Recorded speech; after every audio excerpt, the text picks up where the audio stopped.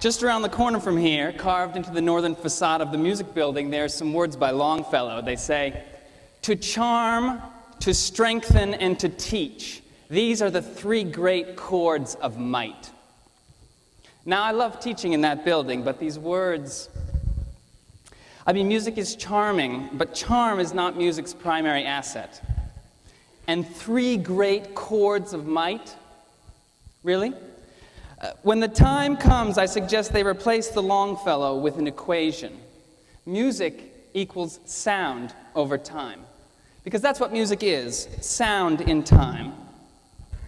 Someday I'll gladly give a talk about sound, but we don't have time to talk about sound, so we'll talk about time. Experiencing time in music. And so I'm beginning by saying, things take time. How is that? What does it even mean to say things take time? Seen the other way, it's not really time that's being taken from us, but rather time that seems to be doing the taking. And what time takes is everything. This night, your youth. Someday, your youth, the city of Cambridge will be taken. Time also takes this.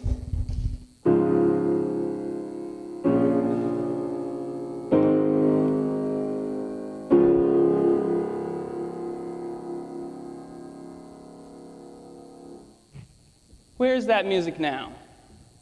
Is it gone? Is it simply absorbed into the surrounding air? Music differs from the other arts in its temporal nature.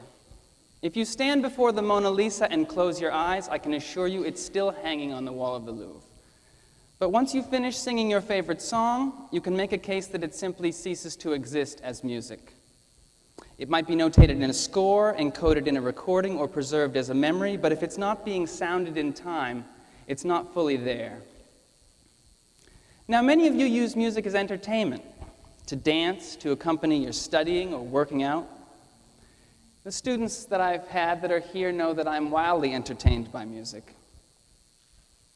But using music as a form of entertainment is like using your iPad as a paperweight. The entertainment, even the joy that music provides, is a byproduct of its ability to use sound to manipulate our perception of time. And by engaging with music in time, we can learn about life. For example, in music, multiple thoughts coexist in time. As I speak now, you follow me sentence by sentence, but in music, two independent lines can play out against each other simultaneously, and this is called counterpoint. And good counterpoint occurs when each line articulates itself vividly against the others. As one line reaches its climax, the others are still developing. Here's a simple example from Johann Sebastian Bach, one of the greatest musical thinkers and human beings of all time. First, I'll play one line of counterpoint, and then I'll play the other, and then the two together in context.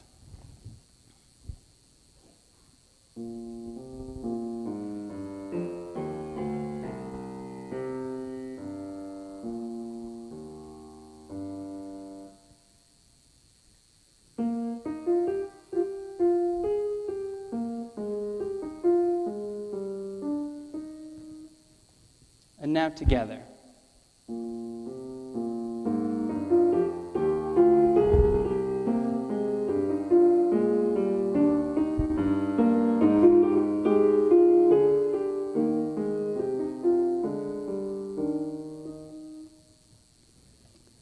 Someone in here is having her best day ever, and sitting next to her is someone who feels like she's having her worst. That is counterpoint. And this emotional duality is the basis for some of the finest music ever composed. You know, just then the melody in my right hand repeated itself exactly, but the counterpoint in my left hand changed, creating a very different emotional context. That's another lesson that music can offer you about the progress of your life.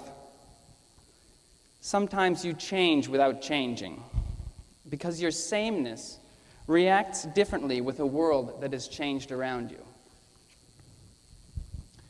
Allow me to speak personally for a moment. I am primarily a composer, and if works of music can be said to be about anything, my works are essentially about time. They also involve acoustic science. I study musical time in great detail using a powerful sort of acoustic microscope developed by Olivier Sen at the Hochschule Lucerne in Switzerland. With it, I take millisecond-level rhythmic measurements of iconic musical performances. This means I locate the moment in time when each sound comes into being at the level of 1,000th of a second. This practice, as you can imagine, takes a lot of time. 1 month of work to measure 2 minutes of sound. But I then use mathematics to proportionally stretch out these measurements and ultimately transfer them back into standard musical notation, which provides a kind of photograph of a performance. And then I compose my own music over, under, inside, and around the transcription in a process that's being called musical photorealism. These compositions have a multi-layered relationship to time. On a sonic level, you hear 2 times simultaneously. The background, which is the slow-moving, time-stretched transcription of a performance, and the foreground, which is the fast music that I compose on its surface.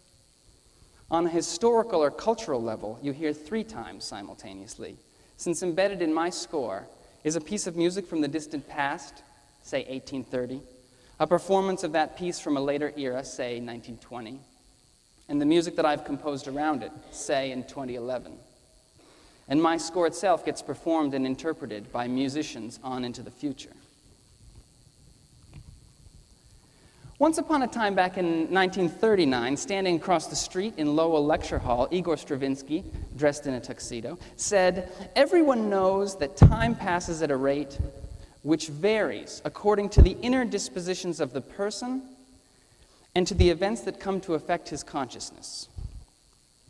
Now look, we rarely have the chance to experience time together, and when we do, it's usually adorned by attention-catching images, games, or speeches, such as the ones you'll hear tonight or the one that I'm giving you right now.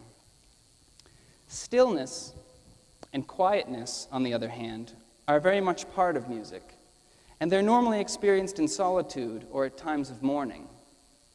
But stillness and quietness can be experienced as a kind of music. So let's try that.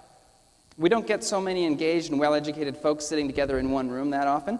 And so whatever your inner disposition is at this very moment, I would like to have us experience some time together, quietly. After all, nothing puts one in touch with the passing of time better than the release from being spoken to. We'll experience some time unadorned. Don't count, just listen. This is what Sanders Theater sounds like on February 17th, 2011, when it's filled with people sitting quietly and listening.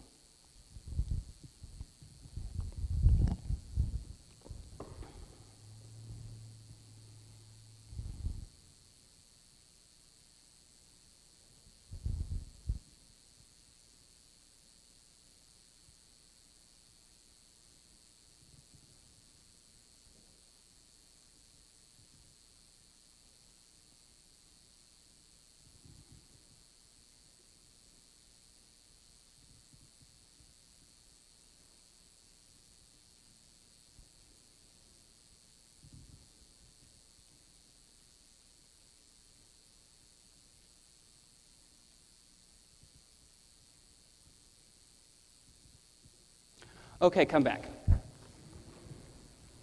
And now I'm ending by saying, as you return to music in your headphones and at concerts, I ask you to engage more deeply with its ability to teach you about your life, that you pay careful attention to its unfolding, to the details of its sound, to its counterpoint, and that you attempt to experience time in music.